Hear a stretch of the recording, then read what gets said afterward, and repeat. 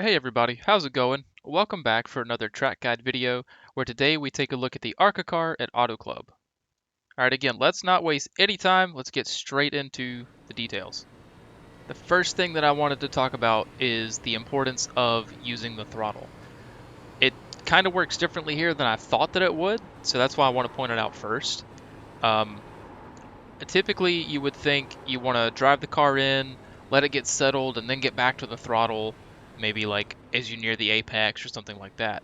But this car setup seems to be so tight on corner entry that once you get the car where you kind of want it, you've got to get back to the throttle. And here's why. You can see if I'm off the throttle, the car is not really turning too well. If I get back to the throttle, the car immediately starts turning and going the direction that I really need it to go.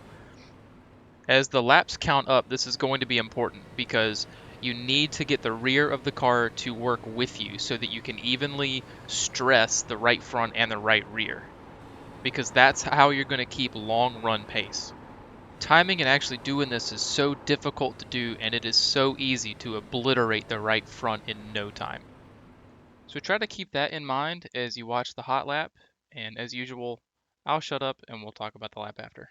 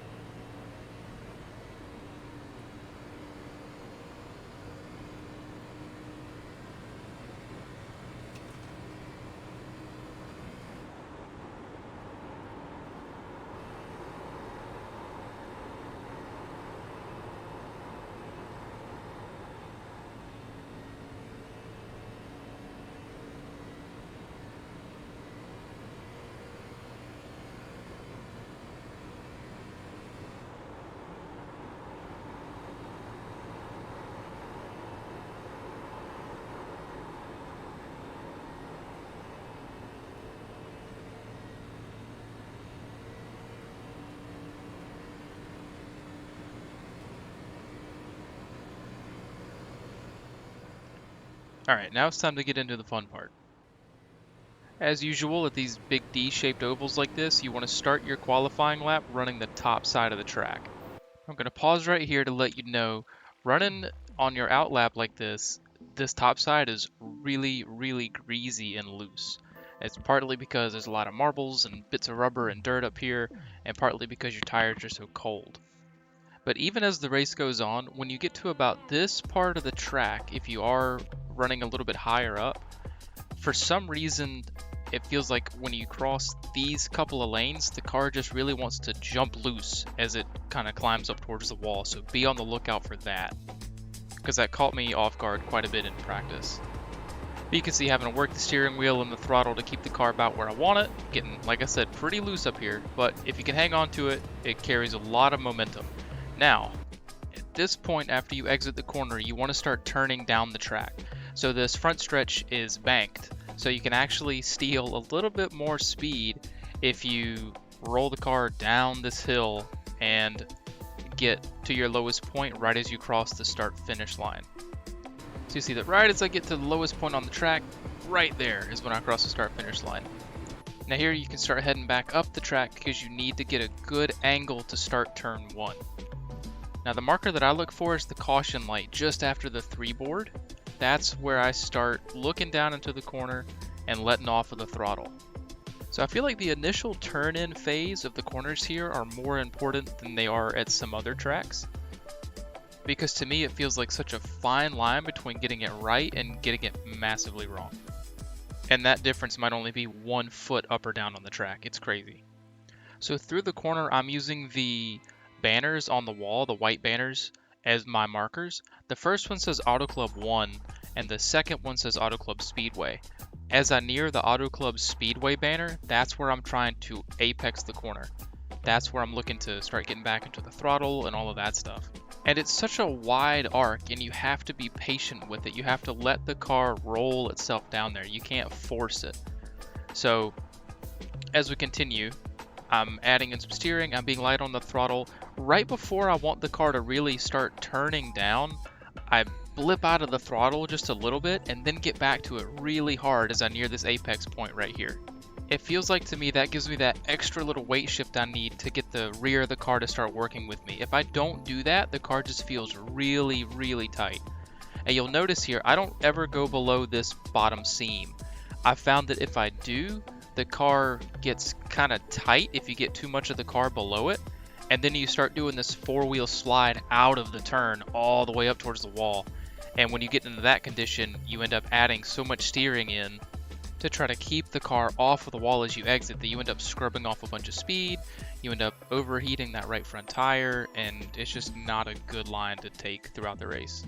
And the four-wheel slide feels weird when it starts out. It almost feels like the car is kind of cooperating with you, but you don't really have any steering feel. So now we're going to try to set ourselves up pretty nicely for turn 3. So once again, I'm peeking up for the caution light here, which should be coming up in a second after the number boards on the right-hand side here. So letting out of the throttle. Now this corner is a little bit different. You can carry a bit more throttle into here because the exit really opens up. You still don't want to go on that bottom lane because it does the same thing of kind of making the car feel loose or tight depending on how you hit it, and then four-wheel sliding you all the way up.